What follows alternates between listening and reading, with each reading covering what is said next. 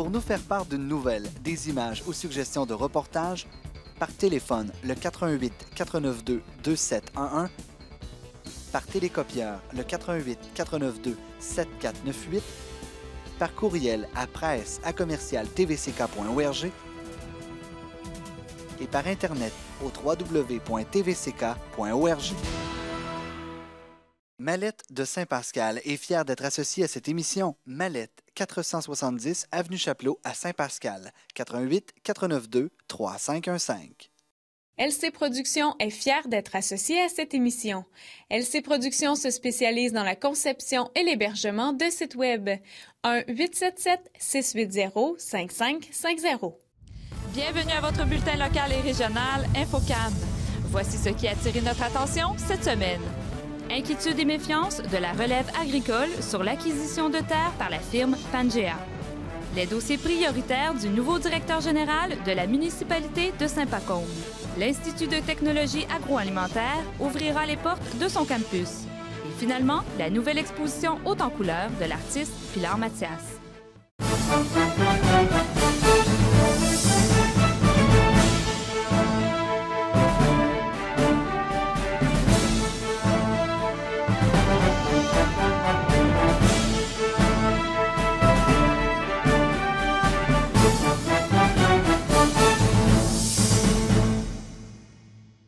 La firme montréalaise Pangea veut faire l'acquisition de plusieurs lots de terre, entre autres au Kamouraska.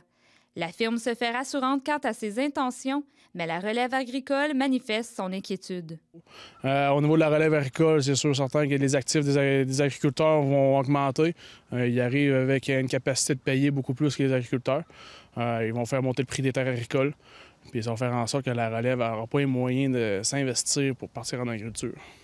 Mais qu'est-ce qu'elle veut faire exactement la firme montréalaise Pangea avec ces terres-là ici? C'est sûr que devant les médias, ils nous disent qu'ils veulent faire de l'agriculture. Nous, on a fait des recherches au registre des entreprises à Québec. Ils sont titrés comme un fonds d'investissement.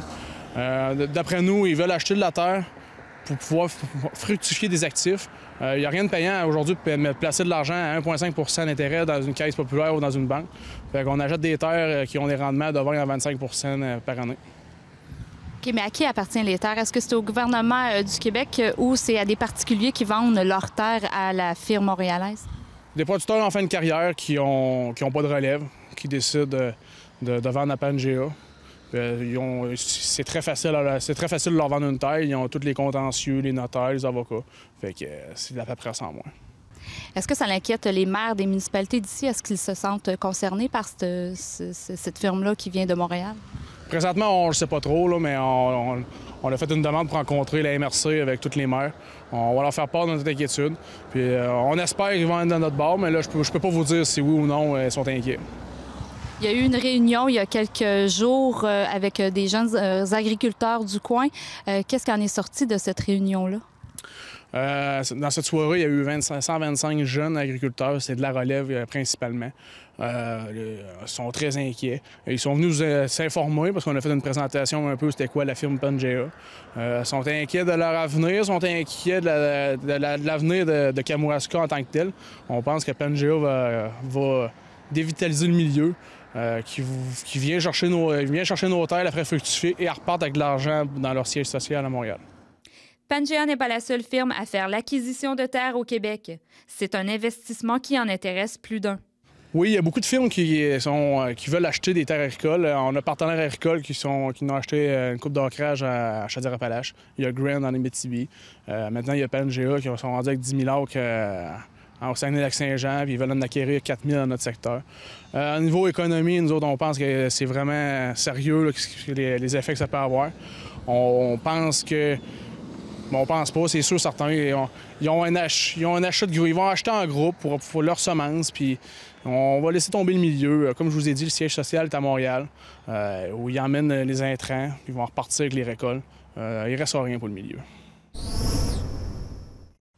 La municipalité de Saint-Pacôme a maintenant un nouveau directeur général, M. Bernard Desraps. Nous avons voulu en savoir un peu plus sur son parcours professionnel ainsi que ses dossiers prioritaires de la municipalité. Bien, en fait, je suis arrivé dans le domaine de l'administration municipale il y a 6 ans. Auparavant, j'avais fait du journalisme pendant presque 15 ans et j'avais aussi eu une entreprise pendant 4-5 ans dans la région de Québec. Donc, depuis 6 ans, j'ai découvert l'administration municipale. En fait, on m'a appelé dans le village où j'ai grandi pour aller donner un coup de main à remettre les infrastructures municipales en état, puisqu'elles en avaient bien besoin. Puis c'était en lien avec le démarrage du projet Romaine qui s'amorçait à ce moment-là. Donc, on était en 2009. Et depuis, j'ai fait le travail que j'avais à faire là-bas. Et là, je cherchais à me rapprocher des grands centres, puis à accepter de nouveaux défis professionnels, ce que Saint-Pacôme m'offrait tout à fait. Et sur quel dossier vous travaillez présentement? En fait, il y en a plusieurs. Je vous dirais que les 2 dossiers majeurs, puis les gens veulent beaucoup en entendre parler. Il s'agit beaucoup du dossier de la relance de la station plein air. En fait, il y a 2 dossiers qui sont interreliés. Il y a un dossier qui est devant les tribunaux, un litige pour ce qui est des droits de propriété.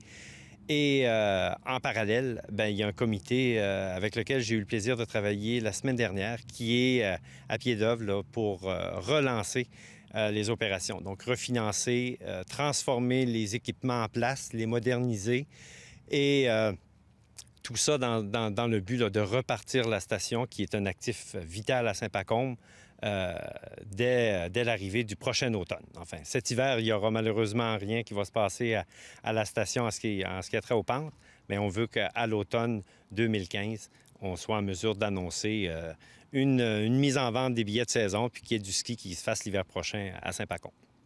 Parfait. Et l'autre dossier, vous m'avez dit 2 dossiers, donc l'autre dossier? L'autre dossier, c'est beaucoup une question de gestion des ressources humaines. Il y a beaucoup d'éléments qui étaient pour toutes sortes de raisons un peu tassés. Alors, on va devoir les reprendre. Il y a toute la question de l'équité salariale, la définition, par exemple, des tâches de chaque employé. Il y a toute la question aussi de la santé et sécurité au travail. On a des dossiers qui sont devant les tribunaux aussi dans ce domaine-là.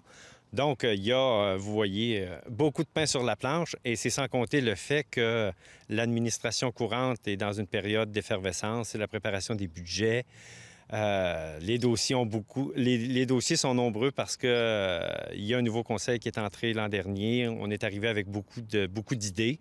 Donc, on a le goût de passer de l'idée au projet puis à ce qui va devenir une réalisation. Il y a un montant qui a été attribué par le gouvernement du Québec pour chaque municipalité du Kamouraska pour les infrastructures. Qu'est-ce que vous allez faire avec ce montant-là? Bien, là aussi, il y a beaucoup à faire. Je me faisais dire par des responsables, entre autres, des travaux publics, le réseau d'eau de la municipalité est presque à pleine capacité. On devrait procéder à des nettoyages plus fréquents du réseau, puis on ne veut pas le faire parce qu'on se retrouverait dans une situation où on pourrait compromettre la sécurité si on se retrouvait avec un incendie dans les heures qui suivent.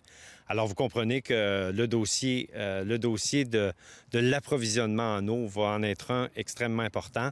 Il y a des prolongements qui sont demandés. Il y a un secteur comme celui, par exemple, de l'aqueduc des Petites-Côtes où je me suis fait dire que les gens avaient de l'eau qui était pour à peine potable, puis dans certains cas, même non potable.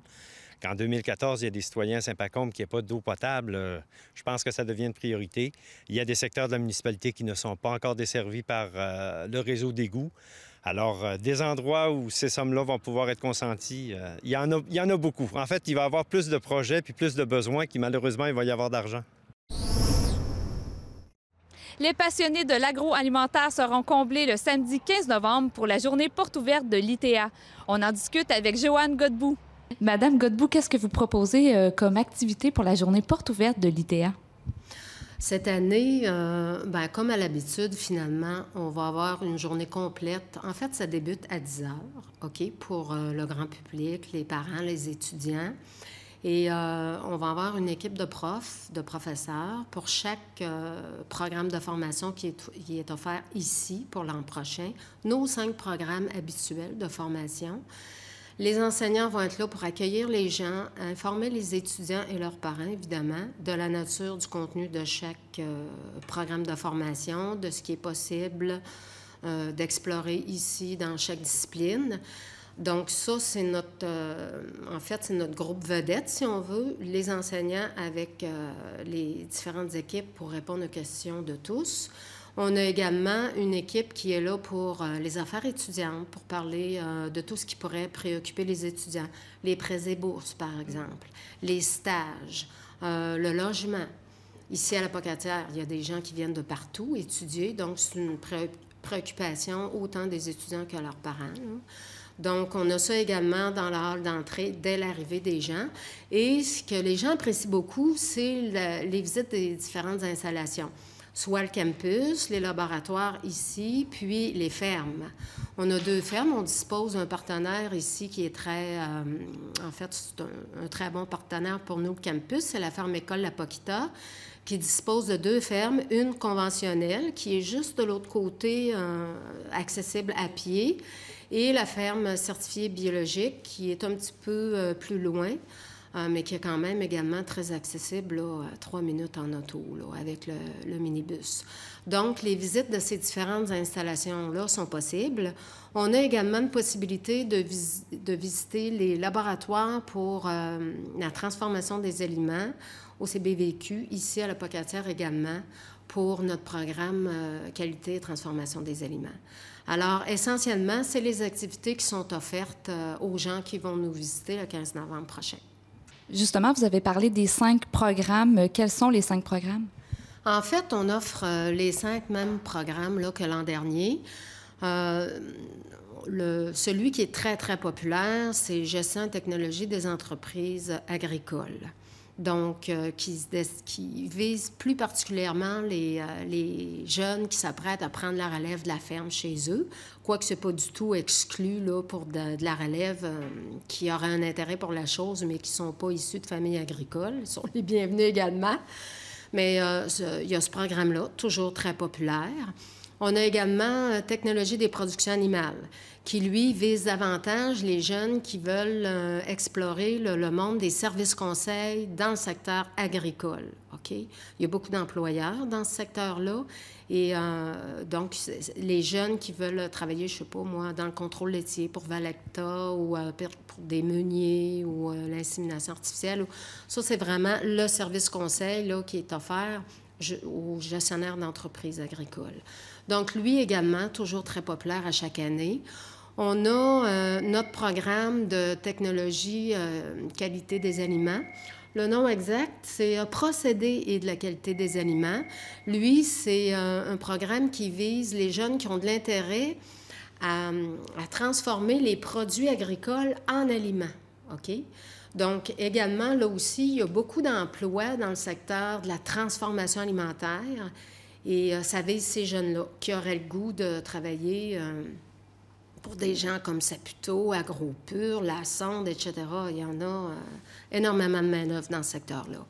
On a également toujours Technique Équine, également très populaire, qui, en fait, je n'ai pas besoin d'en parler davantage. Je pense que c'est vraiment pour travailler dans le secteur équin, avec les chevaux. Ça attire beaucoup la clientèle pour ce programme-là. Habituellement, ça vient beaucoup de la région de Montréal et c'est majoritairement des filles, habituellement. Et on a Technologie de la production horticole et de l'environnement, TPHE, son petit nom. Nous, ici, on offre le profil de sortie environnementale qui vise à former des jeunes, encore une fois, destinés beaucoup à faire du service conseil, mais pour un créneau très, très particulier qui vise à accompagner les producteurs dans l'adoption de bonnes pratiques environnementales. Les employeurs, ça pourrait être des gestionnaires de bassins versants, qu'on appelle, un terme technique, là, mais, ou les clubs agro-environnementaux, genre de choses-là. Alors, c'est nos 5 programmes là, dont on va faire la promotion le 15 novembre. Une exposition haute en couleurs aura lieu prochainement au musée François Pilote. On en discute avec l'artiste Pilar Mathias. Oui, c'est mon exposition s'appelle Éclosion d'images. C'est au musée François Pilote. C'est Vrille Art Actuel qui m'a invité à participer. Alors, c'est ça, je présente des courtes pointes que je commençais à faire cet été avec l'aide des gens qui voulaient participer. Alors, je fais comme des courtes pointes avec des images qu'ils ont prises pendant l'été de ces plantes, ces fleurs. Et ces images m'ont permis de faire un courte-pointe, je l'ai cousu. Et après, ça m'a donné le goût, quand ils m'ont invité à participer, à présenter le projet ici, ça m'a donné le goût de faire d'autres avec les couleurs d'automne. Est-ce que c'est grâce aux Journées de la culture que vous avez eu l'idée de faire ces courtes pointes-là? Oui, c'est vraiment grâce aux Journées de la culture que j'ai eu l'idée. C'est sûr que l'idée d'assembler les images comme ça a été avec un autre projet que j'avais commencé il y a quelques années. Alors, mais c'est vrai que j'ai proposé un projet à la MRC pour faire un projet pour les Journées de la culture. Et l'idée est venue de là, pour cette exposition.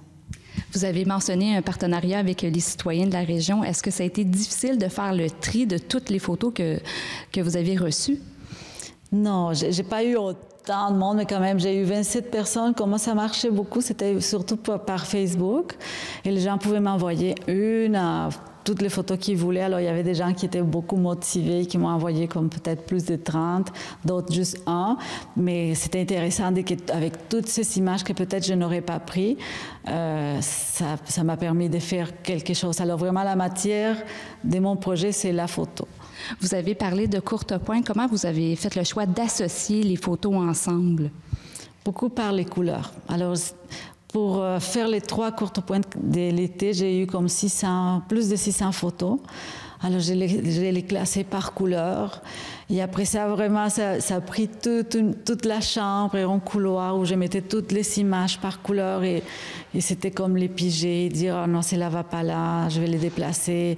Et après ça, quand je mettais comme des lignes ensemble, je les assemblais avec la couture. Mais c'était beaucoup la couleur. Et après ça, en jouant les formes aussi. Vous n'avez pas seulement pris des photos dans la nature, vous avez fait aussi une autre façon. Hein? Oui, j'avais pris des photos, mais aussi j'ai scanné des plantes ou des fleurs ou n'importe quoi pour avoir des images blanches et pouvoir voir tous les petits détails qu'on ne voit pas à l'œil. Alors, c'était vraiment intéressant pour ça parce qu'on pouvait voir plein de choses qu'on ne voyait pas comme ça. Et aussi, ça m'a permis de faire des motifs avec ces fonds blancs et les agencier avec les couleurs. Et est-ce que ça a pris beaucoup de temps préparer cette exposition-là? Oui, c'est des heures et des heures. Et c'est mieux pas à compter. Mais c'était un plaisir parce que quand même, je travaille beaucoup à l'ordinateur et ça m'a permis de me sortir de mon ordinateur. Vraiment, je prenais mon studio et je mettais toutes les photos par terre. Après ça aussi, de prendre la photo comme matière et l'utiliser pour coudre. Alors, j'ai bien aimé ça et j'aime ça. Parce que non plus, je ne savais pas ce que ça va donner au début. Alors, j'ai toutes les photos et je les agence, j'enlève, je mets d'autres. Alors, il y a des heures et des heures de plaisir. Et j'imagine qu'il va y avoir un vernissage avant votre exposition? Oui, alors l'exposition, ça va être du 30 octobre jusqu'au 4 janvier. Et le vernissage, c'est le 6 novembre. Tout le monde est invité. C'est à 5 heures de l'après-midi. Le 8 novembre prochain, le Centre d'art de Kamouraska convie la population à sa soirée bénéfice annuelle. Voici les détails avec Ève Simard. En fait, c'est deux formules. Donc, il y a un cocktail bénéfice qui débute à 17h. C'est suivi d'une vente aux enchères à 19h. Les gens peuvent participer aux deux formules, c'est-à-dire assister au cocktail et rester pour la vente aux enchères, ou encore peuvent se procurer uniquement des billets pour le cocktail ou ne venir qu'à la vente aux enchères aussi. Là, on voulait vraiment comme deux formules distinctes. Les gens sont libres d'y participer ou non. Le cocktail, il débute, lui, à 17h. C'est un cocktail qui s'appelle l'Art en bouche. Donc, ça a lieu au Centre d'art. On s'associe avec le Café Bistrot Côté Est, qui est à Kamouraska, qui, pour l'occasion, nous prépare un menu spécial. Ce sont vraiment des petites œuvres gustatives parce que les bouchées sont inspirées des œuvres exposées et mises à la vente aux enchères qui va suivre. Pour ce qui est de la vente aux enchères, on a 28 lots. Donc, 28 œuvres qui sont à la vente aux enchères. C'est vraiment pour tous les types de portefeuilles. La vente aux enchères, on a des œuvres évaluées à 80 $, ça va jusqu'à 2000 $. Des artistes de la région, mais aussi des artistes d'ailleurs. Donc, c'est beaucoup d'artistes qui ont participé à nos programmations antérieures aussi. Et des grands noms, des artistes de la relève. Donc, c'est vraiment très varié pour la vente aux enchères. Et ce n'est pas seulement des toiles? Non, on a des sculptures, photographies, de la peinture également, différentes. On a aussi des œuvres de technique mixte. Donc, vraiment, pour tous les goûts, pour tous les portefeuilles, je l'aurais dit, c'est important. Et pour la soirée, est-ce que vous offrez un programme musical? Oui, en fait, durant le cocktail, il y a une animation qui est très dynamique, en fait, pendant le cocktail. C'est-à-dire que les œuvres sont exposées selon des thèmes qui ont inspiré les bouchers. Et donc, il y a lecture de texte par rapport à ces thèmes-là. Il y a de l'animation musicale par Martin Moret aussi tout au long du cocktail. Et le coût du billet, c'est 60 $ par personne. Ça inclut 10 bouchées, mais je tiens à dire que ce sont 10 bouchées assez costaudes. Là. Les gens vont souper avec ce cocktail-là. Donc, ça inclut les 10 bouchées, une boisson alcoolisée, le vestiaire également. Et nous, on remet aussi un reçu d'impôt de 25 $, comme si les gens avaient fait un don de 25 $ au Centre d'art. Est-ce qu'on peut voir les toiles avant ou les œuvres avant de venir à l'enchère? Oui, il va y avoir une exposition pré-enchère le 6, le 7 et le 8 novembre. Donc, le jeudi, le vendredi et le samedi, c'est de 13h à 17h. L'accès est gratuit, évidemment, là, pour l'exposition pré-enchère. Les gens pourront venir voir, consulter le catalogue aussi. Le catalogue électronique, il est d'ailleurs déjà en ligne. Les gens peuvent aller le voir au kamouraska.org. Sinon, on pourra le feuilleter sur place aussi au Centre d'art, faire les choix aussi là, parmi les œuvres qui sont mises aux enchères. Nous vous proposons la nouvelle programmation du cinéma Le Scénario, situé à la Pocatière avec Marie-Josée d'Anjou. Il y a une captation vidéo de l'Opéra national de Paris qui est faite directement pendant le spectacle là-bas, en Europe. Et nous, on vous la rediffuse en différé. Donc, la production en différé est diffusée dans plusieurs pays dans le monde et on a la chance de vous la présenter. Donc, on a une programmation qui commence maintenant en novembre. Et je pense qu'elle va savoir plaire aux passionnés d'opéra et également aux curieux qui veulent connaître ce que c'est. Ce n'est pas nécessairement accessible, l'opéra, ici dans nos régions. Il faut aller dans les grands centres. Alors, on vous présente un spectacle qui est grandiose. En fait, c'est comme si vous étiez toujours aux premières loges. Vous savez, à l'opéra, des fois, on est loin dans la salle, les gens utilisent les petites lunettes ou on sont au balcon. Alors ici, c'est comme si vous étiez toujours avec le chanteur. Donc, la nouvelle programmation commence en novembre avec une production italienne. On se transporte à Rome avec le Barbier de Séville. Alors, ça va être très coloré, grandiose. Et c'est toujours le dimanche après-midi, donc le 9 novembre, et repris le jeudi soir suivant, le 13 novembre, en soirée. Également, on va poursuivre avec Tosca de Puccini. C'est une incarnation de la force féminine qui est Tosca. Alors, Puccini le 30 novembre et le 4 décembre. On poursuit à Noël et là, c'est un événement spécial. Ça s'appelle Fêter la danse et c'est le défilé de l'opéra qui est présenté ainsi que Casse-Noisette. Alors, je pense que c'est une chance qu'on a de présenter ça à nos petits et grands enfants. Casse-Noisette pour Noël, l'horaire est à venir, mais je vais vous proposer quelque chose de spécial pour l'occasion, pour le temps des fêtes. Ensuite, on va aller en février. Donc, suggestion de cadeau pour la Saint-Valentin, dimanche le 15 février, Enlèvement au sérail de Mozart. Et dans cette production-là, c'est un ténor québécois qui est en vedette. Il s'appelle Frédéric Antou. On poursuit avec Faust de Gounod en mars.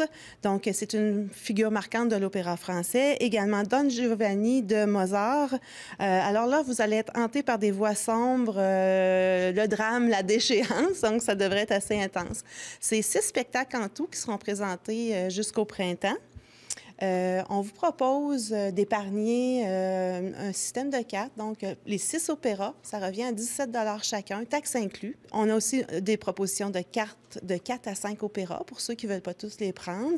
Et l'admission générale est de 20 $, taxes inclus, pour ces programmations-là. Les gens qui veulent voir plus de détails ou qui aimeraient consulter notre programme, on l'a mis sur notre site web, à cinémascenario.com, ou aussi sur le site de l'opéradeparis.ca. Donc, vous allez pouvoir consulter le programme électronique. Et est-ce que vous continuez avec votre programmation Les Aventuriers Voyageurs? Oui, on en a un encore avant Noël qui est Hawaï. Donc, le temps froid commence. Venez vous réchauffer un peu avec notre programmation des aventuriers. Les aventuriers, c'est toujours populaire. C'est des films de voyage. On n'a pas de conférencier à un tarif accessible. 11 $, taxes inclus, pour faire un beau voyage bien assis confortablement.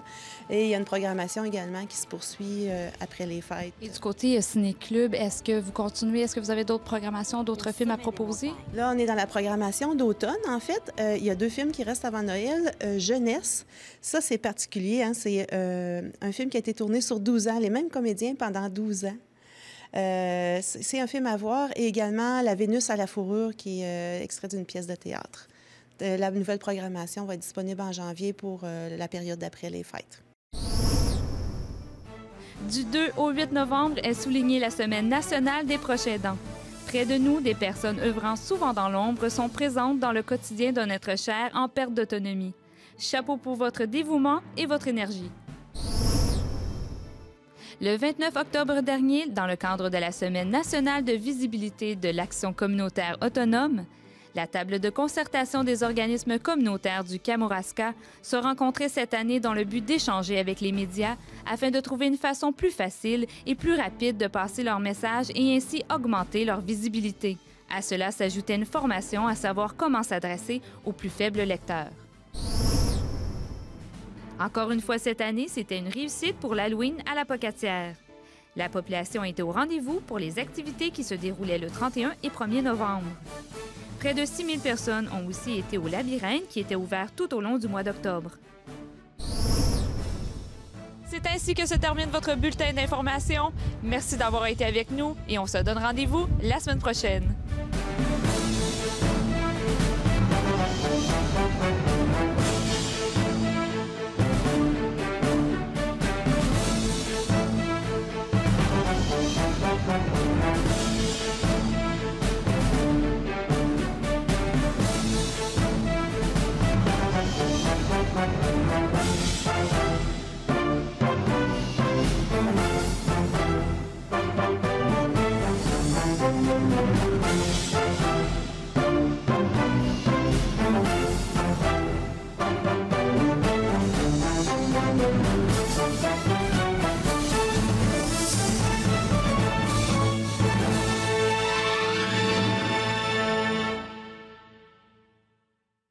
Mallette de Saint-Pascal est fière d'être associée à cette émission. Mallette, 470 Avenue Chapelot à Saint-Pascal, 88 492 3515. LC Productions est fière d'être associée à cette émission. LC Productions se spécialise dans la conception et l'hébergement de sites Web. 1-877-680-5550. Pour nous faire part d'une nouvelle, des images ou suggestions de reportages, par téléphone, le 88 492 2711, par télécopieur, le 88 492 7498, par courriel à presse@tvck.org et par Internet au www.tvck.org.